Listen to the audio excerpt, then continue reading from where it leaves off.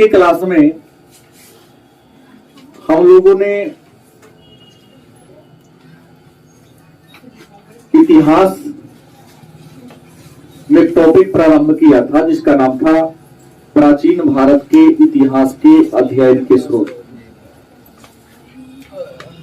और प्राचीन भारत के इतिहास के अध्ययन के स्रोत के अंतर्गत कई टॉपिक पर हम लोगों ने चर्चा प्रारंभ किया था और चर्चा किया भी था। उसमें लास्ट हम लोगों का टॉपिक यहाँ के ठहरा था धर्म ग्रंथ। हमने कहा कि कुछ धर्म ग्रंथ भी हैं जिन धर्म ग्रंथों को, धर्म की उस किताब को पढ़ने के बाद हमें प्राचीन भारत के गौरवशाली इतिहास के बारे में जानकारी मिलती है।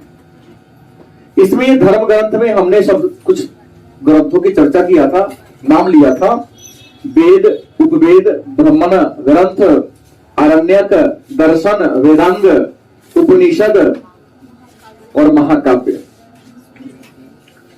इस सब पर बारी बारी से थोड़ा थोड़ा हम लोग चर्चा करेंगे और यहां से कई वस्तुनिष्ठ प्रश्न आते हैं, उस पर भी चर्चा करेंगे। तो सबसे पहले चर्चा करेंगे हम लोग वेद के बारे में। मन में एक प्रश्न होगा, वेद क्या है, वेद कहते किसे हैं, वेद का मतलब क्या होता है। तो सबसे पहले जान लीजिए कि वेद का मतलब होता है ज्ञान। वेद का मतलब क्या होता है? ज्ञान। और वेद को हम कई अन्य नामों से भी जानते हैं। जैसे कुछ विद्वान वेद को कहते हैं संहिता। वेद को संहिता या एक इसका अन्य नाम भी है श्रुति। वेद को संहिता भी कहते हैं क्योंकि यत्र तत्र बिखरे हुए जो मंत्र थे उनको एकत्रित करके उसको संकलित कर दिया गया, इसलिए संहिता। इसको श्रुति इसलिए कहते हैं कि वेद को सुनकर, हमने सुना, हमने आपको सुनाया, आपने सुना, याद कर लिया, आप अगले पीढ़ी को सुनाते हो। तो वेद को सुनकर एक पीढ़ी से दूसरे पीढ़ी को ट्रांसफर किया गया, इसलिए वेद को श्रुति के नाम से भी जानते हैं। वेद को लिखा किसने, यह बात प्रामाणिक नहीं है। विद्वान कहते हैं कि वेद अपौरुषेय है। अपौरुषेय का मतलब होता है जिसकी रचना किसी पुरुष ने नहीं किया। मतलब वेद को कुछ विद्वान कहते हैं अपौरुषेय, मतलब जिसकी रचना किसी पुरुष के द्वारा नहीं की गई है। हाँ, लेकिन एक बात है कि वेद का संकलन किया गया। क्या किया गया है? संकलन। यत्र तत्र बिखरे हुए थे। ठीक, बहुत बड़े महर्षि थे, नाम था कृष्ण द्वैपायन वेद व्यास। एक महर्षि थे जिनका नाम था कृष्ण द्वैपायन वेद व्यास। इस कृष्ण द्वैपायन वेद व्यास के द्वारा संस्कृत भाषा में, किस भाषा में? ऐसे शुद्ध है प्राक संस्कृत भाषा में, प्राक संस्कृत भाषा में वेद का संकलन किया, रचना, संकलन किया, लिखा नहीं, संकलन किया। लेकिन पूछते थे तो पूछता है कि वेद का रचयिता। हाँ, तो लिख सकते हैं, लेकिन प्रामाणिक बात जान ले कि ये संकलन करता है। वेद को अपौरुषेय कहा गया है।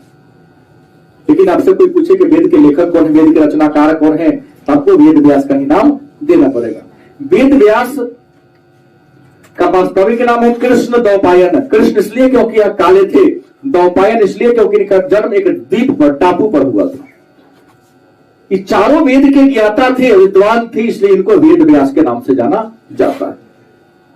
और सवाल तो वेद हैं कितने, तो आपको बता दें, वेद की हम बात कर लें तो वेद की संख्या है 4। वेद कितने हैं? तो आपको बता दें कि वेद की संख्या 4 है। सबसे पहला वेद है ऋग्वेद, दूसरा है सामवेद, तीसरा है यजुर्वेद, चौथा है अथर्ववेद। तो वेद जिन्हें संहिता, श्रुति के नाम से भी जानते हैं, वेद को ज्ञान का कहा जाता है वेद आर्यों का, हम सब आर्य हैं, इस बात को स्वीकार करेंगे, आप लोग विरोध नहीं करेंगे। हम सब क्या है? आर्य हैं, हम सभी श्रेष्ठ हैं। अलग बात है कर्म श्रेष्ठ वाला आप नहीं कर रहे हैं तो नीचे चलते जा रहे हैं, पथ भ्रष्ट हम लोग होते जा रहे हैं। जो मानव का धर्म होना चाहिए, मानव का गुण होना चाहिए, उस गुण से हम लोग अलग अपना गुण प्रदर्शित करते जा रहे हैं।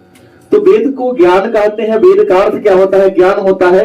वेद को संहिता या श्रुति के नाम से भी जानते हैं। वेद को अपौरुषीय कहा गया क्योंकि इसकी रचना इसी पुरुष ने नहीं किया। वेदों के संकलन करता महर्षि कृष्ण द्वैपायन वेद व्यास, जिसे उन्होंने प्राक संस्कृत भाषा में लिखा है। वेद की संख्या 4 है, ऋग्वेद, सामवेद, यजुर्वेद और अथर्ववेद। इसमें ये जो ऋग्वेद है, ये जो आपका आता है ऋग्वेद, तो ऋग्वेद की रचना 1500 BC टू 1000 BC, मतलब ऋग्वेद की रचना 1500 ईसा पूर्व से 1000 ईसा पूर्व के बीच की गई। और ये जो 3 आपका वेद है, ये 3 सामवेद, यजुर्वेद, अथर्ववेद, इसकी रचना 1000 BC टू 600 BC, मतलब ऋग्वेद की रचना 1500 ईसा पूर्व से 1000 ईसा पूर्व के बीच की गई। और सामवेद, यजुर्वेद, अथर्ववेद की रचना 1000 ईसा पूर्व से 600 ईसा पूर्व के बीच की गई।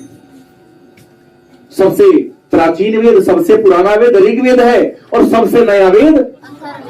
कई बार 12वीं में सीधा प्रश्न आता है कि सबसे प्राचीन वेद कौन है? ऋग्वेद। आर्यों का सबसे प्रथम ज्ञात ग्रंथ कौन है? तो वेद है। अब बात करते हैं वेद की, तो ये देख रहे हैं आप 3 जो वेद है, ऋग्वेद, सामवेद, यजुर्वेद, ये तीनों वेद को सम्मिलित रूप से कहते हैं वेद त्रयी।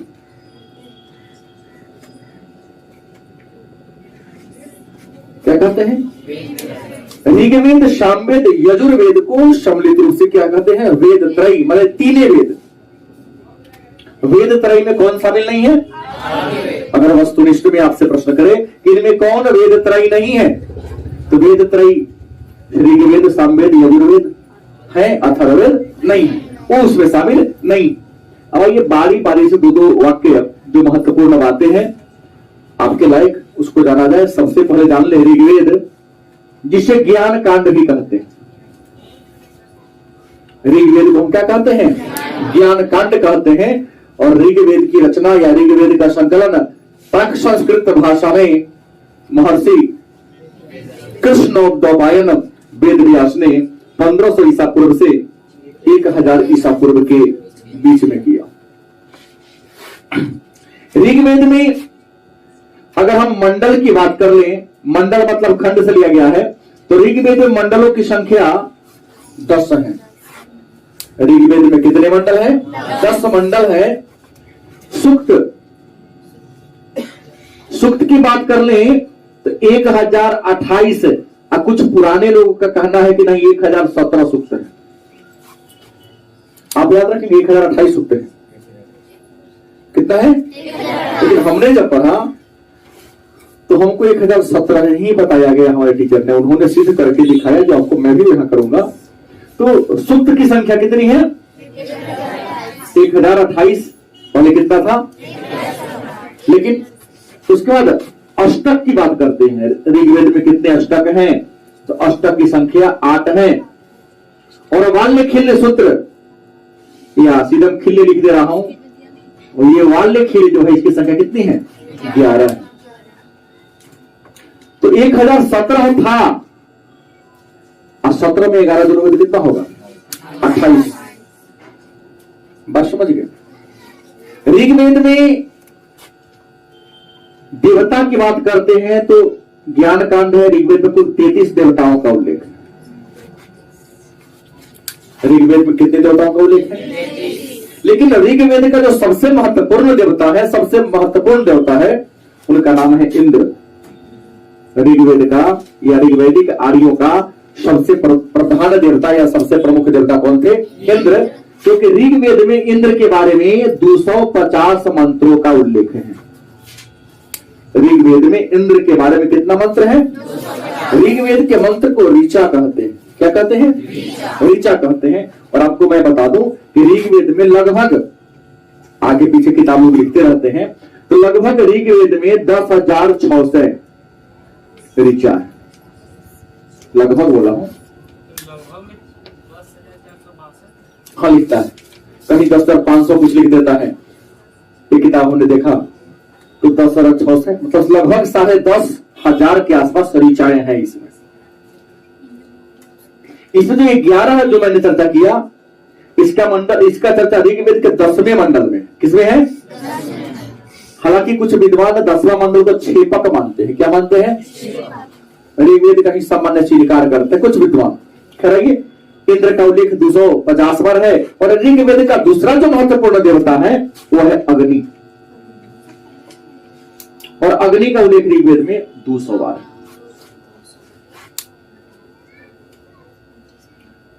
बड़े बड़े हम लोग हिंदू धर्म में बड़ा बड़ा जब यज्ञ होता है तो यज्ञ में बहुत सारे पंडित, बहुत सारे पुरोहित पूजा पाठ में हिस्सा लेते हैं, शामिल होते हैं।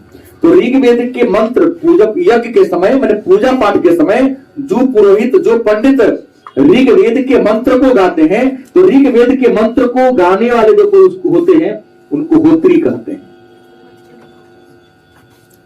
यज्ञ के समय, पूजा पाठ के समय ऋग्वेद के मंत्र को उच्चारण करने वाले, ऋग्वेद के मंत्र को गाने वाले जो पुरोहित होते हैं, उस पुरोहित को क्या कहते हैं? होत्री। आम बोलचाल की भाषा में लोग होता कह देता है। होत्री शुद्ध है, थोड़ा सा कठिन लगता है इसलिए होता बोल देता है कि नहीं, होत्री कहते हैं उसे। ऋग्वेद में अगर हम बात कर लें तो इसका जो दूसरा से लेकर 7वां मंडल है वह सबसे प्राचीन है। ऋग्वेद का दूसरा मंडल से लेकर 7वां मंडल तक का जो सूक्त है, जो ऋचाएं हैं, वह सबसे प्राचीन ऋचाएं हैं। और ऋग्वेद के दूसरा से 7वां मंडल को वंश मंडल के नाम से जानते हैं।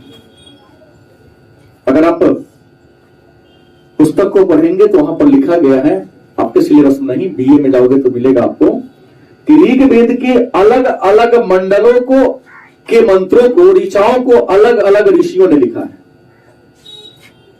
ऋग्वेद के मंडलों के लिखने वाले ऋषि में नाम आता है अत्रि, पराशर, अंगिरस, विश्वामित्र, वशिष्ठ।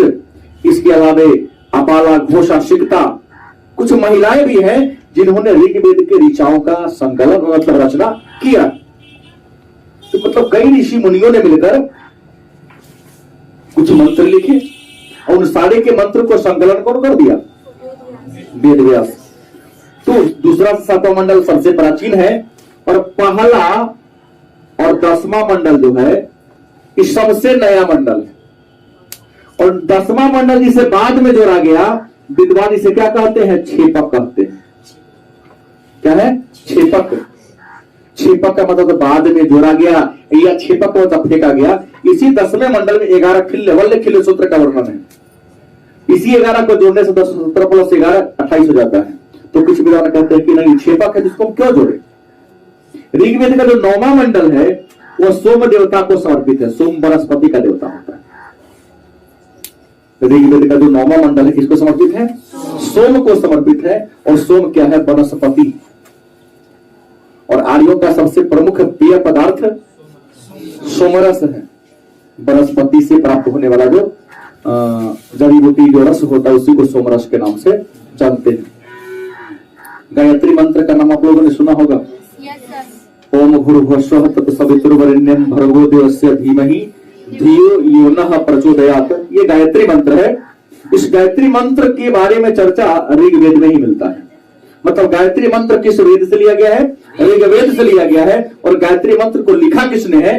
तो मैं आपको बता दूं, गायत्री मंत्र को लिखा है विश्वामित्र ने। किसने लिखा है? गायत्री मंत्र का उल्लेख किस वेद में है? किस मंडल में? तीसरे मंडल में है। किस मंडल में? मतलब तीसरे मंडल में गायत्री मंत्र है। गायत्री मंत्र किस मंडल में है? और लिखा कौन? विश्वामित्र ने लिखा। लिखाने के क्रम में सबका बारे में चर्चा करूंगा। कुछ तो यूं ही सुनना ही पड़ेगा आपको। गलत ही सही? लिखाने के क्रम में कुछ भी छूटेगा नहीं, थोड़ा हाथ को फास्ट करने की जरूरत है। गायत्री मंत्र तीसरा मंडल में है। ऋग्वेद का जो दसवां मंडल है, वो जो 10वां मंडल बड़ा महत्वपूर्ण है, क्योंकि आप वर्ण के बारे में सुने होंगे। वर्ण का शाब्दिक अर्थ होता है रंग। वर्ण का शाब्दिक अर्थ क्या लिया गया है? रंग से लिया गया है। और आपको बता दें, वर्णों की संख्या 4 है। वर्ण कितने हैं? 4। आप लोग जानते होंगे, नाम है ब्राह्मण, क्षत्रिय, वैश्य, शूद्र। वर्ण कितने हैं? हमारे समाज में पहले जाति व्यवस्था नहीं थी, वर्ण व्यवस्था थी। मतलब 1500 ईसा पूर्व से 1000 ईसा पूर्व के आसपास हमारे समाज में जाति व्यवस्था नहीं थी, छुआछूत नहीं था, भेदभाव नहीं था, स्त्री और पुरुष के बीच कोई ये नहीं था। जितना अधिकार पुरुषों का था, उतना अधिकार महिलाओं का भी था। महिलाओं को राजनीतिक, धार्मिक सभी प्रकार के अधिकार प्राप्त थे। महिला राजनीति में भी हिस्सा लिया करती थी, क्योंकि आर्यों की जो सबसे प्राचीन राजनीतिक संस्था, उसका नाम है विद्वत। विद्वत के बाद सभा और समिति आर्यों की संस्था आई। तो महिलाएं भी विद्वत में भाग लिया करती थी, सभा और समिति में भाग लिया करती थी। ये 3 वर्ण है, ब्राह्मण, क्षत्रिय, वैश्य। इसका वर्णन ऋग्वेद के अन्य मंडलों में है, लेकिन जो शूद्र शब्द है, इस शूद्र शब्द का उल्लेख या शूद्र शब्द का वर्णन सबसे पहले ऋग्वेद के 10वां मंडल में किया गया है। और 10वां मंडल के जिस भाग में किया गया है, उसका नाम है पुरुष सूक्त। क्या नाम है? पुरुष सूक्त के नाम से जाना जाता है।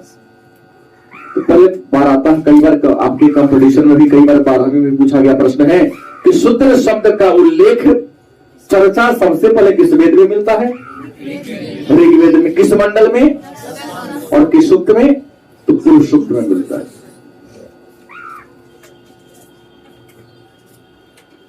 उसके बाद इंद्र की पूजा ऋग्वेद में पुरंदर के नाम से की गई है। पुरंदर का मतलब होता है किला को तोड़ने वाला, और इंद्र देवताओं का राजा भी है। शायद सबसे अधिक शक्तिशाली इंद्र था, इसलिए इंद्र को देवताओं ने अपना क्या मान लिया? राजा मान लिया। इसलिए उसका नाम पड़ेगा देवराज इंद्र, देवताओं का राजा इंद्र। तो वैदिक काल के लोग युद्ध में विजय करने के लिए, फतह प्राप्त करने के लिए इंद्र की पूजा करते थे। अब कहोगे सर ऋग्वैदिक काल में लड़ाई काहे होता था? तो ऋग्वैदिक काल के जो आर्य थे, वो वस्तु विनिमय, बाटर सिस्टम चलता था वहां। नहीं, वस्तु से वस्तु का अदला बदली होता था।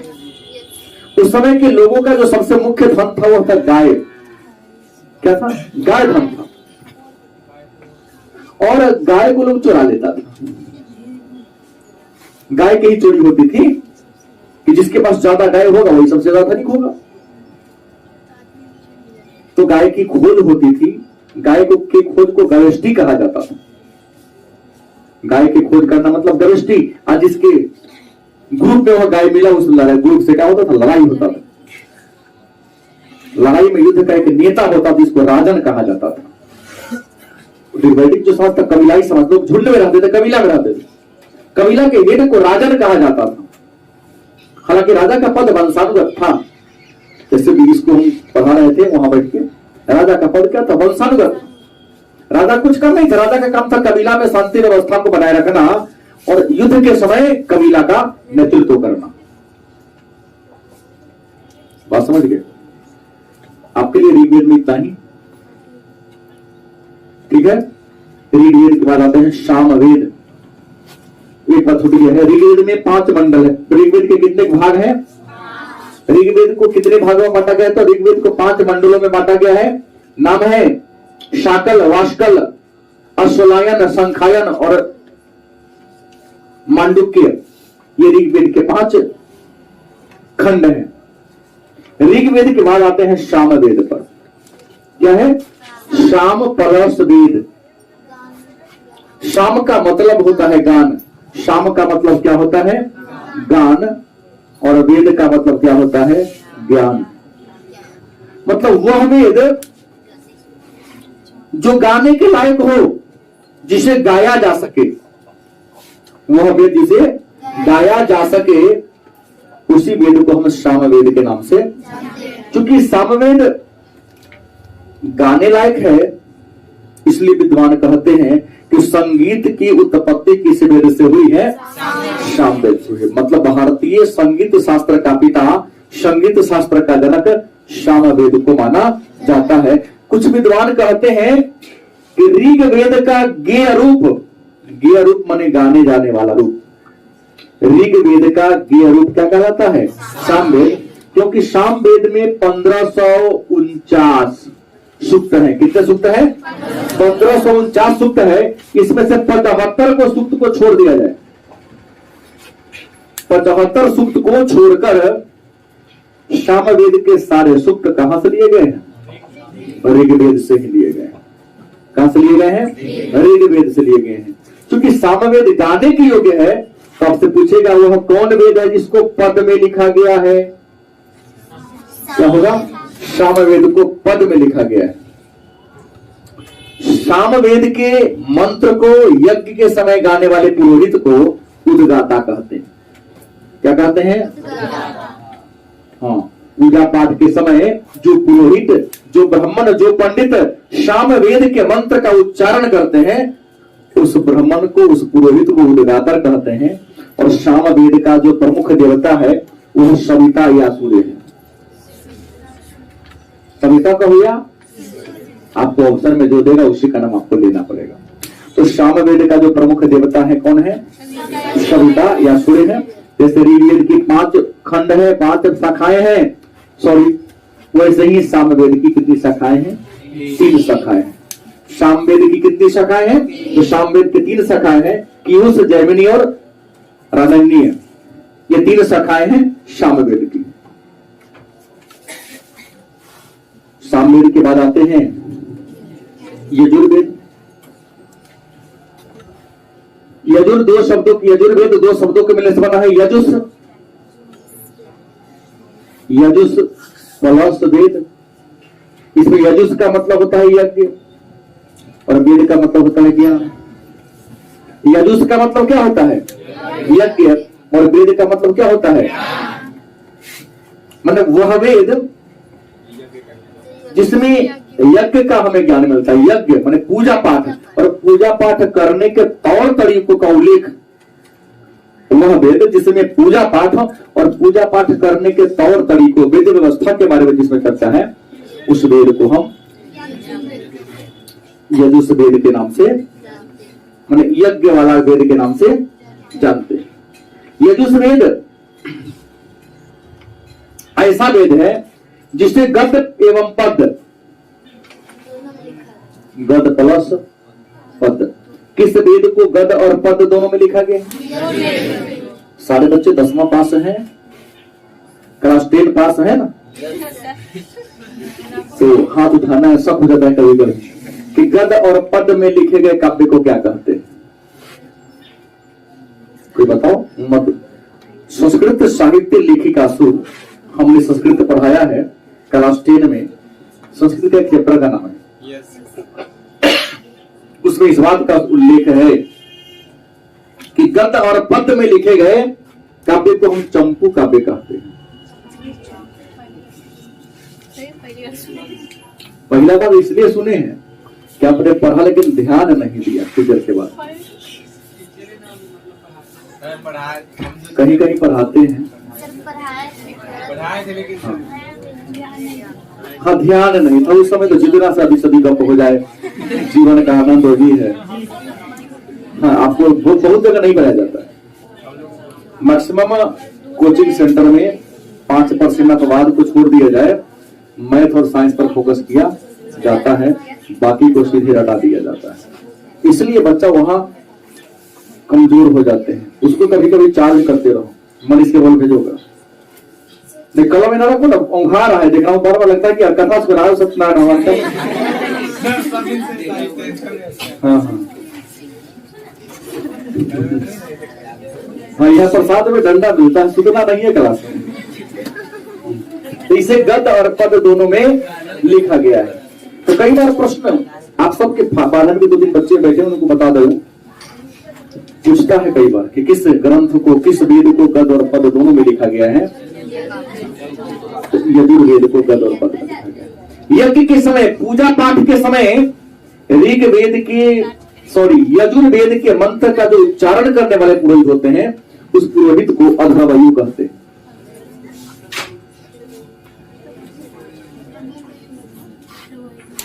पंडित जी के पद का नाम है। यज्ञ के समय, पूजा पाठ के समय यजुर्वेद के मंत्र का उच्चारण करने वाले जो पुरोहित होते हैं उसे क्या कहते हैं? अधर्वयु कहते हैं। और यजुर्वेद की 2 शाखाएं हैं। कितनी शाखाएं हैं? 2 शाखाएं हैं। एक का नाम है कृष्ण यजुर्वेद और दूसरे का नाम है शुक्ल यजुर्वेद। एक का नाम क्या है? कृष्ण यजुर्वेद और दूसरे का नाम क्या है? शुक्ल यजुर्वेद। ये 2 शाखाएं। और जो सबसे अंत का वेद है, जो सबसे नया वेद है, जिसकी रचना सबसे बाद में की गई, उसका नाम है अथर्ववेद। और अथर्ववेद की रचना अथर्वा ऋषि ने किया।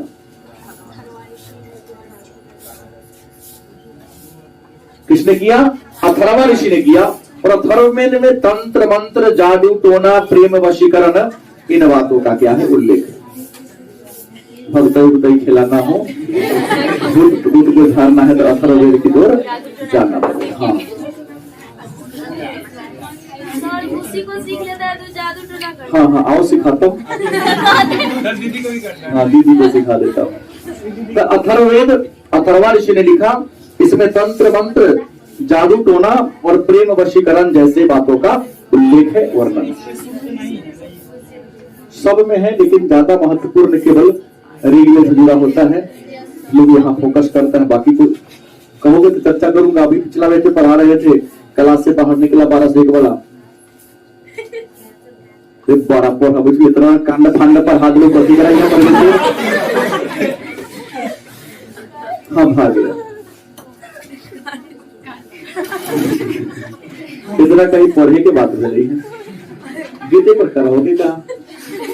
अब जीवन में जब असफल होगा कभी, अब यह बतवा पढ़ाने के लिए जीएस वाला की हालत इतना नहीं पढ़ेगा। हाँ, इसे बेसी पर लिखाएगा बेसी, एक्सप्लेन कम करेगा। नहीं सर, एक्सप्लेन होता ही नहीं, खाली लिखाता खूब है। क्योंकि बच्चा को जब तक टॉपिक पर कुछ ना कुछ चर्चा न किया जाए, सीधे लिखाया जाए, तो बच्चा दिमाग में नहीं बैठ पाएगा। अगर इसको मैं कल लिखाऊंगा या परसों लिखाऊंगा तो आपको बहुत बढ़िया तरीके से समझ में आएगा। और ऐसे हम जो एक्सप्लेन किए हैं, हो सकता है कि हमसे बेटर किसी को बता सकते हो, क्योंकि कहीं ना कहीं हमने कुछ आगे कुछ मिसिंग किया होगा तो आप ऐड करोगे, उसको आगे बढ़ाओगे। इसलिए गुरु से जो चेला होता है, ठीक है, कोनो पॉइंट पर ज्यादा हो जाता है। इसलिए ज्यादा होता है कि गुरु जी का सारा मंत्र लिया और थोड़ा अपन दिमाग उसमें जोड़ दिया। खैर, आते हैं अपने मुद्दे पर। वेद के बाद आता है उपवेद। क्या आता है? सर उसमें जो ऋग्वेद किसने रचना है? गद में या पद में? ऋग्वेद और अथर्ववेद? नहीं, ये सभी आपको बता दे, केवल और केवल गद्य में लिखा गया है। ये सारे गद्य में है केवल, क्योंकि था इसलिए हम दोनों के बारे में लिख दिया है। आप कहोगे तो लिख दे, तो हम ये भी गद्य में लिखा गया है और यह भी आपका गद्य में ही लिखा गया है। ठीक है, अब आता है उपवेद। क्या आता है? उपवेद।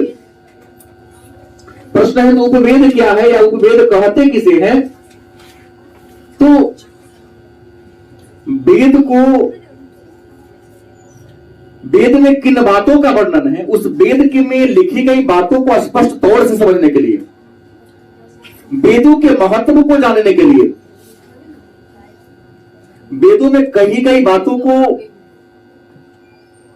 संक्षिप्त रूप से समझने के लिए जिस नए ग्रंथ की रचना किया गया उसका नाम क्या है? उपवेद। और वेद कितने हैं? 4। तो चारों वेद का एक एक उपवेद है। चारों वेद का एक अलग अलग उपवेद है। तो जैसे अगर हम ऋग्वेद की बात करें तो ऋग्वेद के उपवेद का नाम है धनुर्वेद।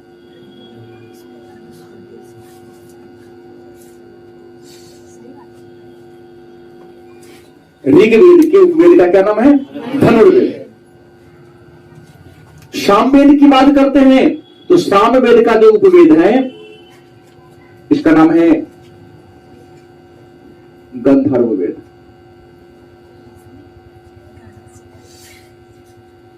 क्या नाम है? उपवेद कितने हैं? 4 हैं।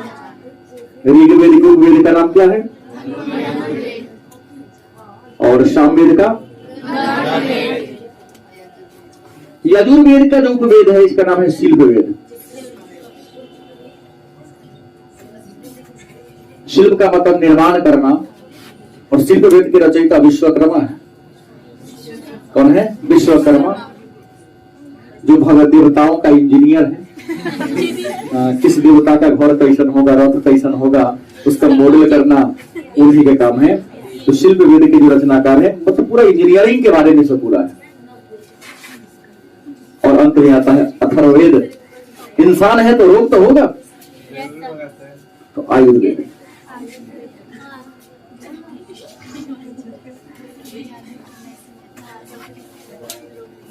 पढ़ना है तो बैठ के पढ़ लो, हमसे तो रुकना पड़ेगा कुछ देर, बताऊंगा मैं। तो यहाँ पर एक आया बात कि ऋग्वेद का उपवेद धनुर्वेद, सामवेद का गंधर्ववेद, यजुर्वेद का शिल्पवेद, और अथर्ववेद का जो नाम क्या है? अब है कि धनुर्वेद में क्या है? धनुर माने धनुष, युद्ध और युद्ध के विद्याओं का वर्णन, मतलब युद्ध कौशल, युद्ध के कलाओं का वर्णन इस धनुर्वेद में। गंधर्व नृत्य, संगीत, गीत, गाने बजाने की शैली, तौर तरीका का वर्णन किसमें है? गंधर्ववेद में है। और शिल्प का मतलब पहले ही बोल दिया, इसमें किसी भवन, वाहन का डिजाइन वगैरह प्रकार बनाने की तरीका है। और आयुर्वेद तो आप सभी परिचित हैं, इसमें विभिन्न प्रकार के रोग और उस रोग का उपचार कैसे होगा, उस विधियों का वर्णन किसमें है? आयुर्वेद। हमने कहा सारे ग्रंथ भी संस्कृत भाषा में ही लिखा गया है, याद रखेंगे। वेद को प्राक संस्कृत भाषा में लिखा गया, पर प्राक संस्कृत भाषा को समझना बड़ा मुश्किल काम था, क्योंकि आप जो संस्कृत पढ़ते हो प्राक संस्कृत नहीं है। प्राक संस्कृत इसके और शुद्ध रूप है, जैसे तत्सम, संस्कृत के शब्द को तत्सम कहते हो, उसके बिगड़े हुए रूप को तद्भव कहते हो, तो वही हो गया। प्राक संस्कृत का बिगड़ा हुआ रूप संस्कृत हम लोग पढ़ते हैं। तो वेद को पढ़ना, पढ़कर उसको अपने दिमाग में बैठाना बड़ा मुश्किल भरा काम था। तो हुआ क्या कि कुछ ऐसे पुस्तक की रचना किया जाए, कुछ ऐसे कुंजिका टाइप का छोटी छोटी किताब लिख लिया जाए जो मेन बात हो, ताकि आसानी से वेद को समझा जा सके। तो वेद को समझने के लिए, आसानी से समझने के लिए सभी वेद पर एक टीका लिखा गया, कुंजिका लिखा गया। उसी कुंजिका को ब्राह्मण ग्रंथ के नाम से जानते हैं। और ब्राह्मण ग्रंथ की संख्या कितनी है? 7 है। ब्राह्मण ग्रंथ की संख्या कितनी है? इसमें ऋग्वेद में 2 ब्राह्मण ग्रंथ है। एक का नाम है ऐतरेय और दूसरा का नाम है कौशितकी।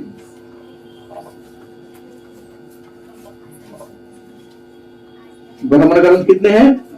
2, 7 है। इसमें ऋग्वेद के कई है? नाम क्या है? ऐतरेय और कौशितकी। और बच्चा कई गो? 5 गो। पंचविश सामवेद का, पंचविश और तांडेय। पंचविश और तांडेय 2 अलग अलग ब्राह्मण ग्रंथ है, जिसका संबंध किससे है? सामवेद से। बचा यजुर्वेद का, तो शतपथ और वाजसनेय। क्या है? शतपथ और वाजसनेय, ये 2 ऐसा ब्राह्मण ग्रंथ है जो किसका है? यजुर्वेद का। और अथर्ववेद का एक ही ब्राह्मण ग्रंथ है जिसका नाम है गोपथ। गोपथ किसका है? और ये दोनों किसका है? यजुर्वेद का। तो ब्राह्मण ग्रंथ कितने हैं? 7। अब आते हैं आरण्यक। मतलब ऋषि मुनि जंगल में रहा करते थे। पहले जो ऋषि मुनि थे कहाँ रहते थे? जंगल में, वन में रहते थे। तो वन में रहकर ऋषि मुनियों ने जिस पुस्तक की रचना किया उसी का नाम पड़ गया आरण्यक, मतलब जंगल में लिखा गया ग्रंथ, जंगल में लिखा गया पुस्तक। तो वन में निवास करने वाले ऋषि मुनियों ने जिस ग्रंथ की, जिस पुस्तक की रचना किया उसका नाम क्या पड़ गया? आरण्यक। और आरण्यक की संख्या कितने हैं? 7 है। इत्रेय, संखायन, तैतरीय, मैत्रायणी, मध्यान्दिन, तलवकार और जैमिनी, ये 7 आरण्यक है। दर्शन की बात करते हैं। मैं टीचर हूं, हमने बहुत सारे पुस्तकों को पढ़ा है, किसी को संपूर्ण पढ़ा, किसी को आधा अधूरा पढ़ा, लेकिन पढ़ने के बाद, सबको पढ़ने के बाद मेरा भी एक विचार है अपना, कुछ ना कुछ नया निकला। आप हमारे छात्र हो तो ऐसा नहीं कि आपको परमात्मा ने ब्रेन नहीं दिया, आपको भी दिया। आप भी किसी पुस्तक को पढ़ते हैं तो आपके अंदर भी किसी न किसी प्रकार की चेतना आता है, तो आप भी अपना एक विचार, सिद्धांत दे सकते हो। भले मैं तुमको समझा रहा हूं, लेकिन तुम भी अपने छोटे को कुछ न कुछ समझा ही देते हैं। तो प्रश्न क्या है कि ऋषि मुनि जंगल में रहकर साधना किए, साधना करने के दौरान उन्हें कुछ अनुभूति हुई, कुछ ज्ञान हुआ, उसी ज्ञान को उन्होंने पुस्तक के रूप में क्या कर दिया? लिख दिया। और ऐसे दार्शनिक पुस्तकों की संख्या कितने हैं? 6। तो दर्शन कितने हो गए? 6 हो गए। अब योग दर्शन पतंजलि ऋषि ने लिखा, उसमें व्यायाम और व्यायाम की जो विभिन्न विधियां हैं उन सारे के बारे में चर्चा है। योग दर्शन, न्याय दर्शन गौतम ऋषि ने लिखा। सांख्य दर्शन कपिल मुनि ने लिखा। पूर्व मीमांसा जैमिनी ने लिखा। उत्तर मीमांसा वादरायन या कनाद ने लिखा।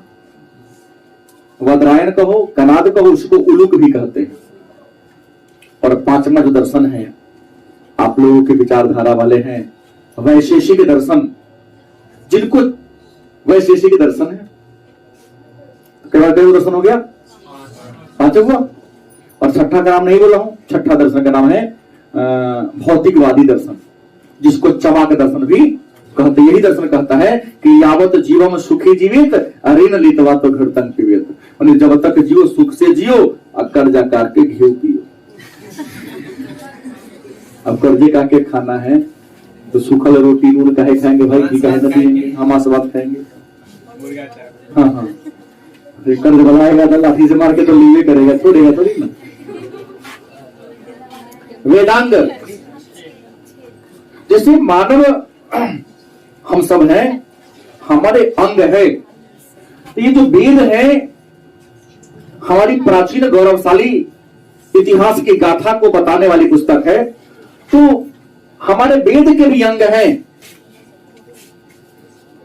वेद के अंग को हम क्या कहते हैं? वेदांग। और वेदांग 6 हैं। नाम है शिक्षा, कल्प, व्याकरण, निरुक्त, छंद, ज्योतिष। शिक्षा, कल्प, व्याकरण, निरुक्त, छंद और ज्योतिष। तो ये वेदांग है जिनकी संख्या कितनी है? 6। उपनिषद, उपनिषद का कई नाम है, वेदांत ही कहते हैं। उपनिषद को वेदांत, देखो दोनों जानबूझ के जगह लिखा हूं, ये जो है वेदांग और ये क्या है? वेदांत। दोनों एक मत समझना। वेदांत मतलब वेदों का अंत, मतलब वेदों के अंतिम भाग को हम उपनिषद कहते हैं। वेदों के अंतिम भाग को, क्योंकि अंतिम भाग है इसलिए इसका नाम पड़ गया उपनिषद या वेदांत। वेदांत में आत्मा परमात्मा के रहस्य के बारे में चर्चा है, इसलिए वेदांत को हम ब्रह्म विद्या के नाम से भी। और उपनिषद कितने हैं? सारे संस्कृत भाषा में लिखा गया है। इन उपनिषद में केन, कंठ, मांडुक्य, छंदोग्य है ना। इसमें भारत का जो आदर्श वाक्य है सत्यमेव जयते। भारत का आदर्श वाक्य क्या है? सत्यमेव जयते, मतलब सत्य की क्या हो? जय हो। सत्यमेव जयते मतलब सत्य की क्या हो, जय हो। तो सत्यमेव जयते उपनिषद से लिया गया है, और जिस उपनिषद में इस बात का उल्लेख है उसका नाम मुंडको उपनिषद। क्या नाम है? मुंडको उपनिषद। भारत का आदर्श वाक्य है सत्यमेव जयते। किस उपनिषद से लिया गया है? तो कुछ ग्रंथ ऐसे हैं जहां पर 300 उपनिषद लिख देता है, लेकिन वो सब मान्य नहीं है। प्रमाणिक 108 उपनिषद की, लगभग 300 लिखा है। नहीं तो प्रमाणिक कितने हैं? कितना बार पूछा गया है। और जो परीक्षा देने वाले तुम लोग हो, तो ये लाइन में जितना है ना, आज के पढ़ाई में से 3 प्रश्न बस उल्टा कराएगा, गारंटी है। दिमाग में सेट हो गया तो कुछ गए। एक छोटा टॉपिक और पढ़ाते हैं जो बच गया सो कल देख के लिखाना शुरू कर देंगे। महाकाव्य विशाल ग्रंथ या बड़े ग्रंथ को क्या कहते हैं? महाकाव्य कहते हैं। बड़े ग्रंथ को, बड़े पुस्तक को हम क्या कहते हैं? महाकाव्य। और आपको बता दें महाकाव्य की संख्या 2 है। एक का नाम क्या है? रामायण। रामायण और दूसरा का नाम क्या है? महाभारत। महाकाव्य कितने हैं? 2। एक का नाम क्या है? रामायण, दूसरा का नाम क्या है? महाभारत। आप सभी जानते हैं कि रामायण एक महाकाव्य है और रामायण की रचना वाल्मीकि ने किया। किस भाषा में? संस्कृत भाषा में किया। और वाल्मीकि रामायण में 6000 श्लोक थे। कितने थे? 7 कांड थे, लेकिन आज श्लोकों की संख्या बढ़कर हो गई है 24,000। कितना हो गई है? रामायण किसने लिखा? आदि कवि वाल्मीकि ने। किस भाषा में? संस्कृत भाषा में लिखा। और रामायण में कितने श्लोक थे? 6000। और कांड कितने थे? और है भी 7। लेकिन आज इसमें श्लोकों की संख्या बढ़कर कितनी हो गई है? 24,000 हो गई। कितनी हो गई है? 24,000 हो गई। और हमारे समाज में जो विद्वान लोग हैं उसमें जोड़ा जा सकता है, यहाँ बीच बीच में रहता है। मूल 6000 है। मूल कितने हैं? 6000। मतलब उसकी व्याख्या करने का लाइन है, जो लाइन होगा तो क्लियर हो जाएगा। क्योंकि इसमें श्लोकों की संख्या 24,000 हो गई है, तो रामायण को संस्कृत में चतुर्वेद सती संहिता, संस्कृत में क्या कहते हैं? चतुर्वेद सती संहिता, माने 24,000 श्लोक वाला संकलन ग्रंथ। इसी रामायण को अवधी भाषा में रामचरितमानस के नाम से गोस्वामी तुलसीदास ने लिख दी।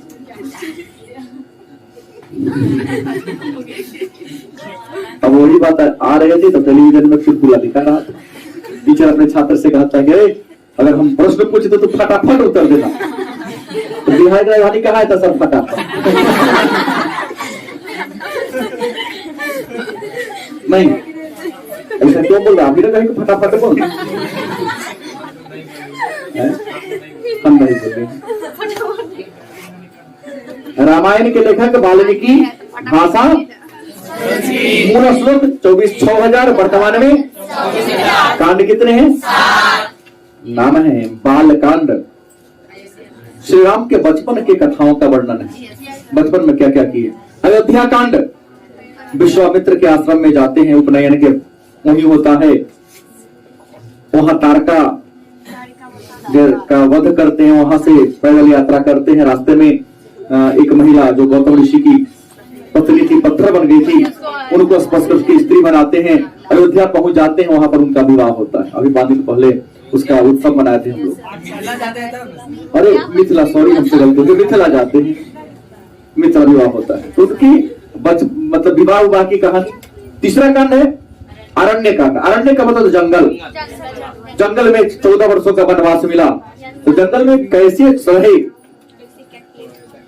कैसे अपना समय बिता, उसके बारे में चर्चा है। चौथा कांड है किष्किंधा कांड। किष्किंधा वर्तमान कर्नाटक राज्य में पड़ता है, जगह है किष्किंधा, गांव पर्वत है। वहां पर वानरों का राजा सुग्रीव था। सुग्रीव से मित्रता होती है, बाली की हत्या होती है, उस कहानी का जिक्र है। 5वां जो कांड है नाम है सुंदरकांड, जो हमारे समाज में हनुमान आराधना कर कथी। पंचम सोपान, रामायण का जो 5वां कांड है सुंदरकांड है। इसमें हनुमान जी की वीरता का वर्णन है, और हनुमान जी कैसे माता सीता का खोज करते हैं श्रीलंका में जाके, लंका दहन की कहानी।